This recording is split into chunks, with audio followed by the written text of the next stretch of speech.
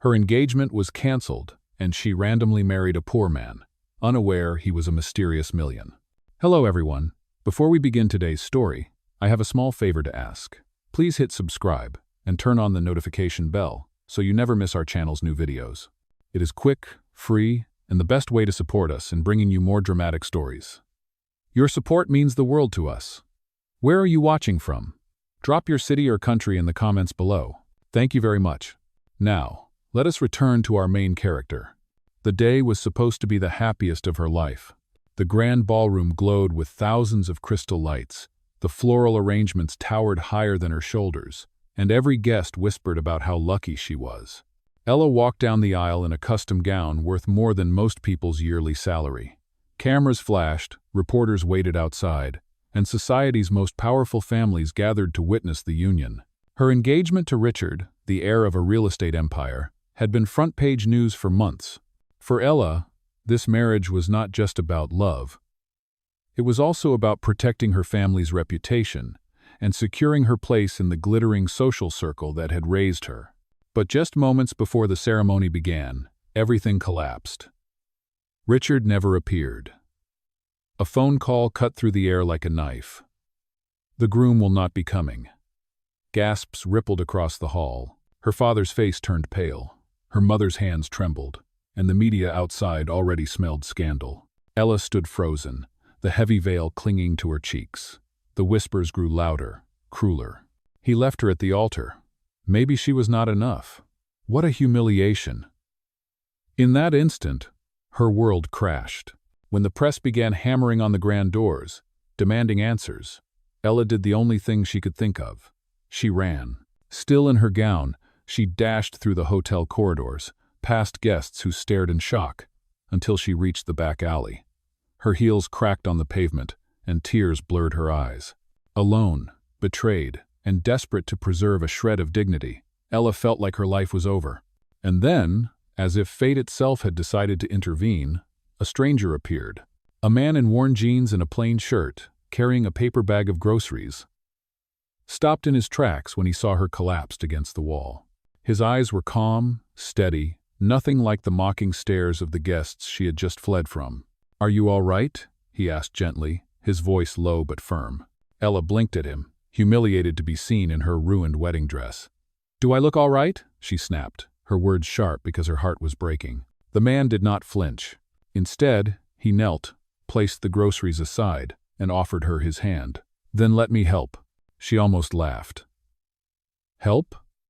From someone like him? His clothes spoke of an ordinary life. A paycheck-to-paycheck existence.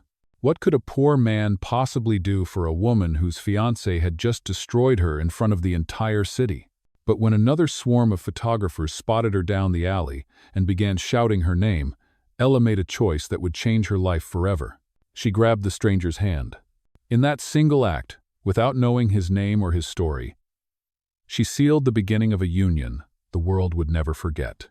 Because the man who looked like nobody was, in fact, somebody. And one day, Ella would learn that she had married not just a poor man, but a mysterious millionaire.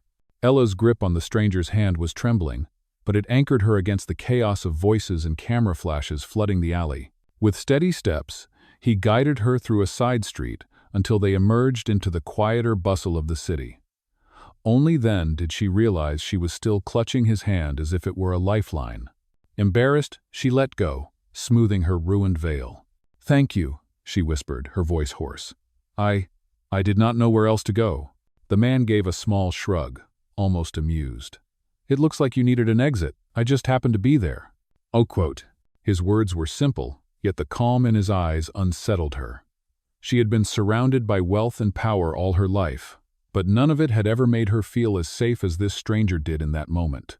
Still, pride bristled inside her. She could not let him think she was weak. "Do you even know who I am?" she asked sharply. He looked at her with the faintest smile. "Number. Should I?" For a woman used to every stranger recognizing her face from the news, his indifference was both insulting and refreshing. She exhaled shakily, the weight of humiliation pressing down. "My fiancé abandoned me, in front of everyone." The man's jaw tightened, but he said nothing cruel, nothing pitiful. He only asked, "So what do you want to do now?" The question struck her harder than any headline. What could she do? The media already painted her as the woman left behind, unworthy of an empire's heir. If she went home, her parents would drown in shame. If she hid, the whispers would chase her. She needed to prove, immediately, that she was not broken, that she was still standing. Her eyes flicked to the man again. He was poor by every visible measure. Plain clothes, calloused hands, grocery bag now torn slightly at the corner. But maybe, just maybe, he was the solution. "You," she said, her voice low but urgent. "Marry me." The man raised his brows. "I think you are in shock." "I am not. Listen, if I walk out there alone, I am ruined. But if I appear with a husband, even if it is sudden, the narrative changes. They cannot call me abandoned if I chose someone else." His expression turned unreadable. He studied her for a long moment, then finally asked, "Why me?" "Because you were there," she admitted bitterly. "Because you are nobody. No headlines, no ties, just someone who can help me keep my dignity." Silence hung between them. The city hummed around them, but in that fragile bubble, her desperate proposition lingered. Finally, the man let out a slow breath. "Marriage is not a game," he said firmly. "It will not be real," she countered quickly. "We make it an agreement, a contract. Just for appearances. You keep your life. I keep my face. That is all." For the first time, he laughed, a soft, disbelieving sound. "You want a contract marriage with a man whose name you do not even know?" She straightened her shoulders, summoning the last of her pride. "Then tell me your name." "Daniel," he replied after a beat. "And you are?" "Ella," she said, forcing strength into her voice.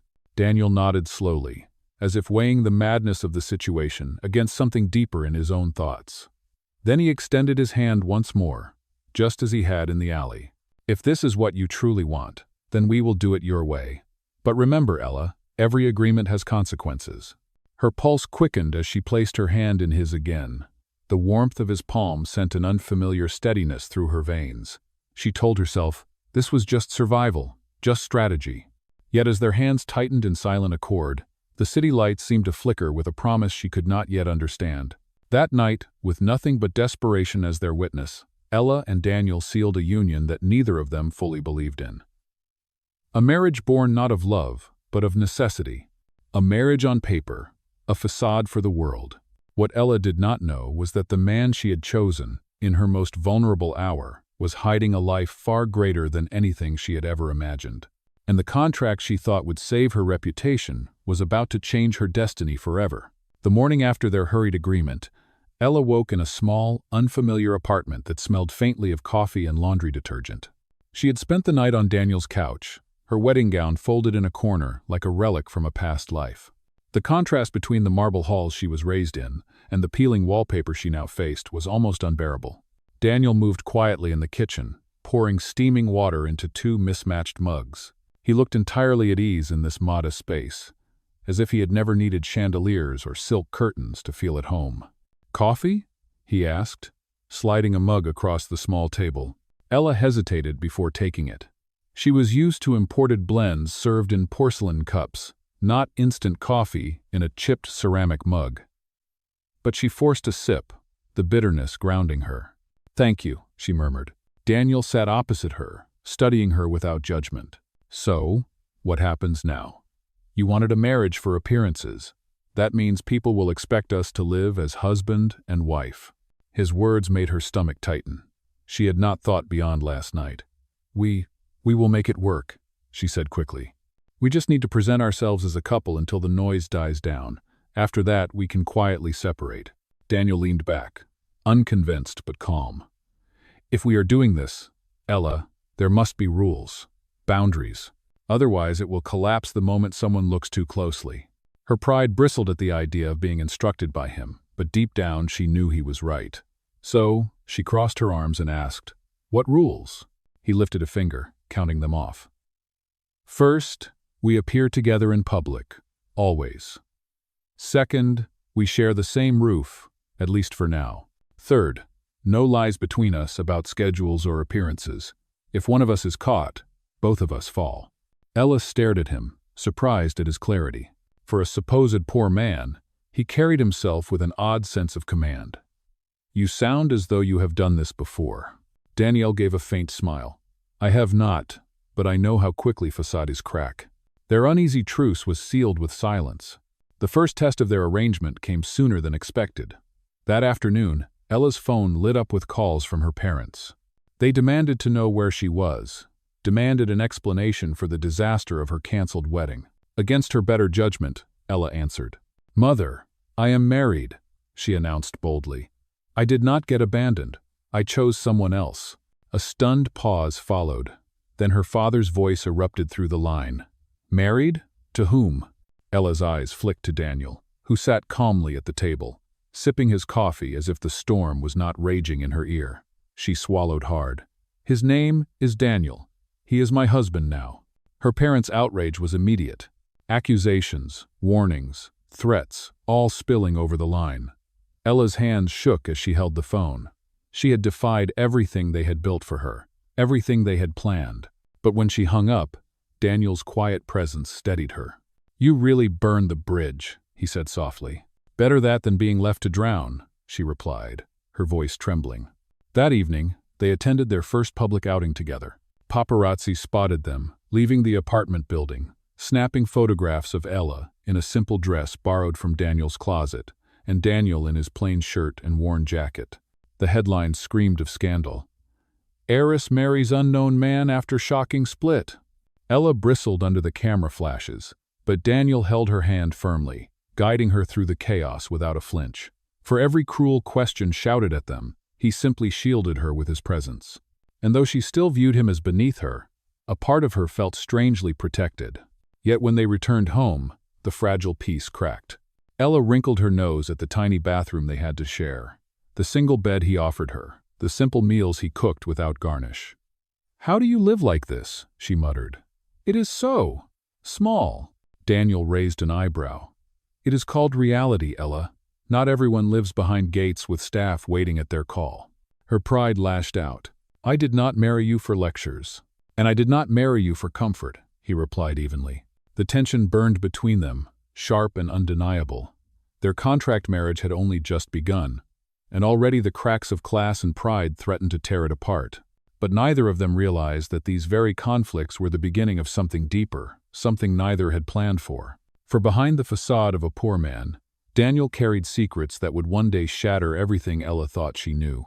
Days turned into weeks, and the strange arrangement between Ella and Daniel settled into a fragile rhythm. They appeared together in public just as the contract demanded, their hands linked as cameras followed their every move. To the world, they looked like a newlywed couple weathering the storm of gossip. Behind closed doors, however, their life was far from romantic. Ella found the cramped apartment unbearable. She missed the quiet hum of servants, the polished silver on her dining table, and the silk sheets that once cocooned her at night. Daniel's home was simple to the point of insult, and she could not hide her disdain. Every evening, she would complain about the meals he prepared, the creaking of the old floorboards, or the lack of space for her gowns and shoes. Daniel never raised his voice. He listened with patience that only fueled her frustration further. "You will get used to it," he would say calmly, as if her discomfort was nothing more than passing weather. But hints of something deeper began to surface. One afternoon, while Daniel was out, Ella rummaged through a drawer looking for a pen. She found a folder stuffed with papers, numbers, and diagrams she did not understand. The figures were staggering, far larger than anything she had ever seen in her family's accounts. For a man who lived in a modest apartment, why would he keep such documents? She shut the folder quickly, telling herself it was none of her business, but unease lingered. Later that week, Daniel received a phone call that pulled him out of their small dinner halfway through. Ella caught only fragments of his conversation through the thin wall. Phrases like investment timeline and board approval. It made no sense. A construction worker, or shop assistant, which was what she assumed he was, would never use such language. When he returned, she asked directly, "Who were you talking to?" "A friend," he said simply, and returned to his meal. His answer was short, but his eyes carried a weight she could not read. The tension between them built in public as well. At a charity event her family once frequented, Ella arrived with Daniel at her side. The whispers followed them instantly. Guests in glittering gowns and sharp tuxedos stared, unimpressed by the man in an off-the-rack suit. One woman muttered loudly, "She went from a billionaire fiancé to this?" Ella flushed crimson, ready to bolt, but Daniel surprised her. With steady confidence, he led her across the room, speaking with elegance that did not match his supposed background. When a businessman questioned him condescendingly about his line of work, Daniel replied with such sharp insight into the stock market that the man's smug smile faltered. Ella froze. The way Daniel spoke, the knowledge he carried it, was far beyond what she expected from a poor man. She watched as he maneuvered the conversation with the grace of someone who had stood in rooms like this before. Later, on the ride home, she confronted him. "Where did you learn to talk like that? Those men study finance for years, and you made them look like fools." Daniel only gave a half smile, his eyes focused on the road. "You should not underestimate people, Ella. Not everyone shows their cards at first glance." His words stung, because she realized that was exactly what she had done. She had judged him from the moment they met, assuming he was beneath her because of his clothes, his apartment, his quiet life. Yet pieces of him did not fit that picture. That night, lying in the small bed they reluctantly shared, Ella replayed the evening in her mind. The calm way he handled insults, the authority in his voice when discussing business, the fleeting glances that suggested he carried burdens she could not yet name. For the first time, curiosity began to outweigh disdain. Who exactly had she married? She turned to look at Daniel sleeping beside her, his face peaceful in the dim light. He looked ordinary, just as he always did. And yet, Ella could not shake the feeling that beneath that simple exterior lay a man she had not begun to understand. The contract marriage was supposed to be predictable, a facade built for survival. But as more clues surfaced, Ella realized she had stepped into something far more complicated. She was beginning to sense that the poor man she had chosen on impulse was not poor at all. The turning point arrived sooner than Ella expected. Her family's company, already weakened by the scandal of her broken engagement, faced a financial blow that threatened to collapse everything. Newspaper headlines speculated about bankruptcy, and former allies withdrew their support as though her family carried a contagious disease. For the first time in her life, Ella saw fear in her father's eyes and helplessness in her mother's trembling hands. Ella sat at the kitchen table of Daniel's apartment, staring blankly at the unpaid bills her parents had begged her to look at. She felt as though she were drowning. The glamorous world she had once taken for granted was crumbling piece by piece. Daniel noticed the silent despair etched across her face. He placed a mug of coffee in front of her, his voice calm. "Tell me what is going on." She hesitated. Part of her wanted to keep the humiliation hidden, to guard her family's shame. But something in Daniel's steady gaze pushed her to speak. She explained the company's debt, the sudden withdrawal of investors, and the looming threat of losing everything. Her voice cracked as she whispered, "If this continues, my family will be ruined." Daniel listened without interruption, his expression unreadable. When she finally stopped, he leaned back and said quietly, "It is not the end. There are ways to turn this around." Ella blinked at him in disbelief. "You speak as if it is simple. Do you know what kind of numbers we are talking about? Do you have any idea what is required to save a company of that size?" Daniel's lips curved into the faintest smile. "Yes, I do." That night, Ella received a call from her father. Panic laced his voice as he told her a mysterious investor had stepped forward, offering to stabilize their collapsing company. The terms were fair, the funds immediate, and the lifeline impossible to refuse. Her father could not understand where this savior had come from, but the family's relief was overwhelming. Ella listened, stunned. Hours earlier, she had told only Daniel about the crisis. Now, miraculously, salvation had appeared.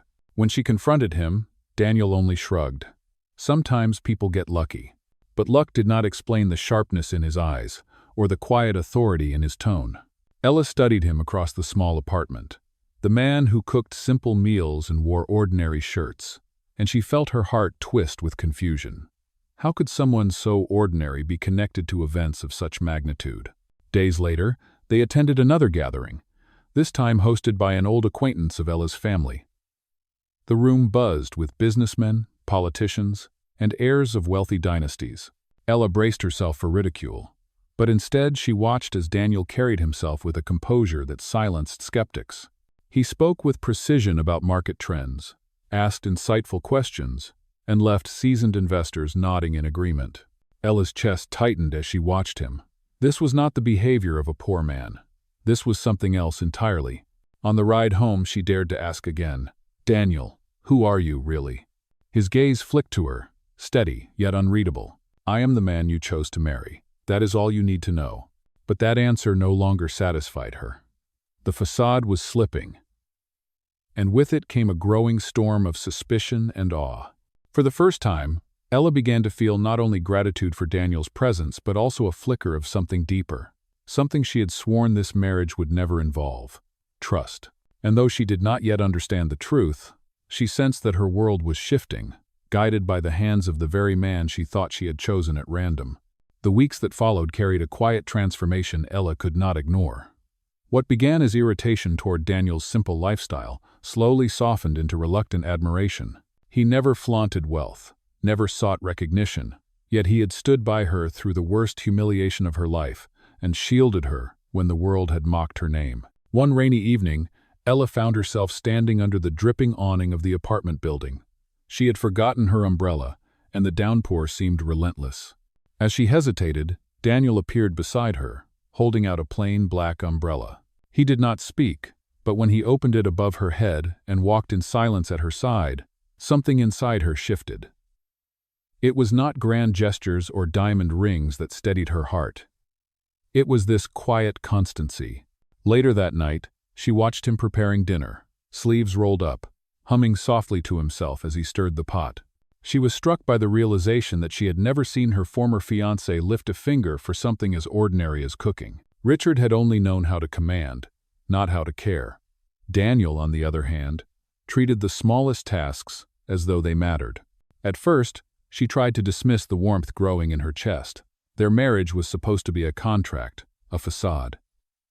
But the more she observed Daniel, the more she struggled to keep her walls intact. One afternoon, she accompanied him to a local market. She hated the idea at first, thinking it beneath her. But Daniel insisted. Among the rows of fresh produce and the chatter of ordinary people, she saw him interacting with ease. The vendors knew him by name, laughing and greeting him warmly. He carried her shopping bag when it grew heavy, ignoring her protests. It was such a simple moment, but it unsettled her. She had never realized how starved she was for this kind of normalcy, this sense of belonging. That night, as they returned home soaked from an unexpected rain shower, she caught herself laughing, truly laughing, for the first time since her wedding had collapsed. Daniel looked at her, a rare smile tugging at his lips, and for a heartbeat, she forgot their marriage was only pretend. But reality quickly reminded her. At another social event, whispers still chased her, and judgmental eyes lingered on Daniel's modest attire. Yet when someone sneered about her fall from grace, Daniel stepped forward, his hand tightening around hers. His voice was calm but unyielding, as he replied, "She did not fall. She chose differently, and perhaps differently is better." The words silenced the room. Ella felt her chest swell, not with embarrassment, but with pride. He had defended her not out of obligation, but with sincerity. Later, in the quiet of their apartment, she whispered, "Why do you do this? You do not gain anything from protecting me." Daniel met her eyes, his expression unreadable yet gentle. "Because you deserve someone to stand by you, even when the world turns away." Her heart faltered at the honesty in his tone. She wanted to ask again who he truly was, why he carried himself with such strength and knowledge despite his supposed poverty. But the words stuck in her throat. Instead, she lay awake long after he had fallen asleep, listening to the steady rhythm of his breathing. She realized that what once began as mere survival had grown into something dangerous, something real. Ella was falling for him, and though she tried to fight it, she could not deny the truth any longer. The poor man she thought she had chosen as a shield was becoming the very anchor she had never known she needed. The revelation came like a storm Ella never saw coming. It began at a gala hosted by one of the city's most powerful families. Ella was reluctant to attend, fearing more whispers, but Daniel insisted. He wore the same modest suit he always did, Yet when he entered the grand hall, something about the atmosphere shifted. Conversations faltered. Eyes followed him. Some faces lit with recognition. Others froze in shock. Ella noticed immediately. Guests who once dismissed Daniel now straightened their postures, rushing to greet him with deference. Businessmen who ignored him at previous events extended their hands eagerly, addressing him with titles she had never heard before. Confused, Ella pulled him aside. "What is happening? Why are they looking at you like that?" Before Daniel could answer, the host of the gala approached, smiling warmly. "Mr. Bennett, it is an honor to have you here. We were not expecting the heir of Bennett Holdings to grace us tonight." Ella's breath caught. Bennett Holdings? The multinational financial empire that dominated industries across the globe? She turned to Daniel in disbelief, but his calm expression did not waver. The host continued, oblivious to Ella's shock. "Your discretion is legendary. Few could hide their identity so completely. But tonight, it seems the truth cannot remain in the shadows." Ella's heart pounded in her chest. The poor man she had pitied, the man she believed lived paycheck to paycheck, was in fact the heir to one of the greatest fortunes in the country. Every moment replayed in her mind the financial papers she had found, the conversations overheard, the investors who suddenly saved her family. The puzzle pieces clicked together with painful clarity. She stumbled back, her voice breaking. "You lied to me. All this time, you let me believe you were nothing." Daniel's jaw tightened. "I never lied. I simply did not correct what you assumed." The truth cut deeper than she expected. All the tenderness that had grown between them now felt poisoned by deception. She had trusted him, begun to fall for him, and now she realized she did not even know who he truly was. The whispers in the gala swirled around them. Some envied her sudden fortune. Others sneered that she had trapped a billionaire. Ella felt exposed, humiliated, as though every eye in the room pierced straight through her heart. Without another word, she turned and walked out, tears burning her eyes. The night air was cold against her skin, but not as cold as the betrayal that gripped her. The marriage had started as a contract, then it had become something more. But now, with Daniel's true identity laid bare, Ella was no longer certain what was real, and what was just another illusion. The days after the gala were a whirlwind of cruelty that Ella could not escape. Newspapers splashed her picture across their front pages, twisting the story into something ugly. Headlines screamed that she had schemed her way into wealth, that she had played the victim of a broken engagement only to secure an even greater fortune. Social media was worse. Strangers who had never met her filled comment sections with accusations of greed and mockery. Gold digger, they called her. She planned it from the start. Every cruel word was a knife. Ella shut herself in Daniel's apartment, refusing to leave, suffocated by shame. What hurt most was not the world's judgment, but Daniel's silence. He did not chase after her the night she ran from the gala. He gave her space, which only made her feel more abandoned. She replayed his calm expression over and over, wondering if he had ever truly cared, or if she had simply been another role in his carefully hidden life. But the storm reached its peak when a tabloid released private photos of her family's home, claiming proof that she had begged Daniel to rescue their company. The narrative painted her as manipulative, and by evening, reporters camped outside the apartment, shouting her name, demanding comment. Ella broke down, collapsing on the couch, her hands shaking. "They will never believe me. No matter what I say, they will think I used you." It was then that Daniel finally stepped forward. His eyes, usually calm and guarded, burned with a rare intensity. "Enough," he said firmly. "This ends now." The next day, at a hastily arranged press conference, Daniel faced the cameras himself. Ella sat frozen at his side as he addressed the world with unwavering authority. "This woman did not trap me," he declared. "She did not scheme her way into my life. The truth is simple. I married her because I wanted to, because I saw strength in her when others saw weakness, and because I chose her, not the other way around." The room erupted with questions, but Daniel stood tall, his voice unshaken. "You may call her names, you may invent stories, but know this: if you insult her, you insult me, and I will not allow anyone to degrade my wife." Ella's eyes blurred with tears. In that moment, she realized his silence had not been abandonment, it had been patience. He was waiting for the right time to stand by her. And now he did so publicly, with the full weight of his power and name. For the first time since their hasty union, Ella no longer felt ashamed. She felt protected. She felt chosen. The world had tried to destroy her, but Daniel's declaration turned the tide.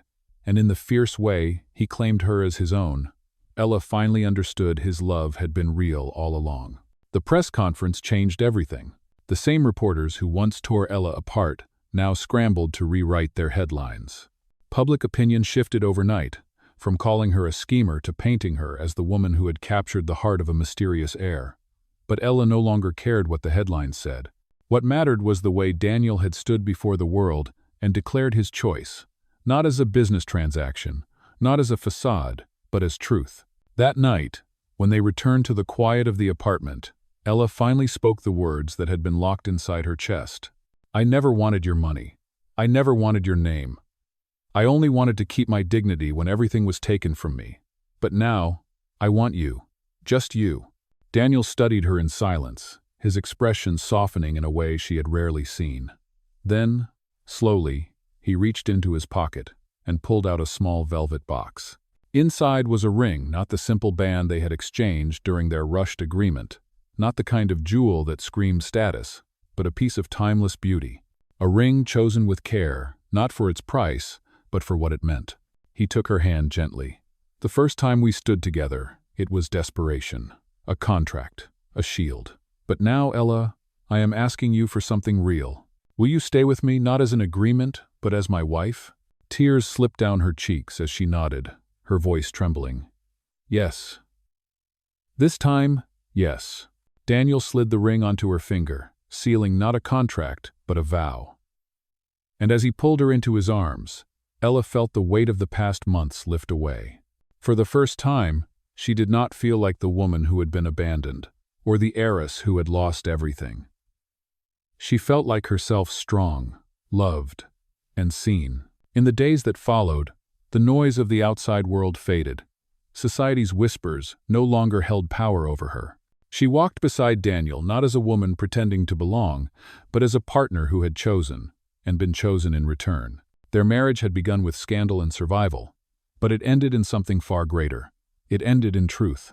And as Ella looked at Daniel, the man who had once appeared to be poor, the man who had turned out to be a millionaire hiding in plain sight, she understood that the real wealth he carried was not in his fortune, but in the way he loved her openly, fearlessly, and without condition. Together, they stepped forward into a future built not on appearances, but on the only foundation that mattered: love.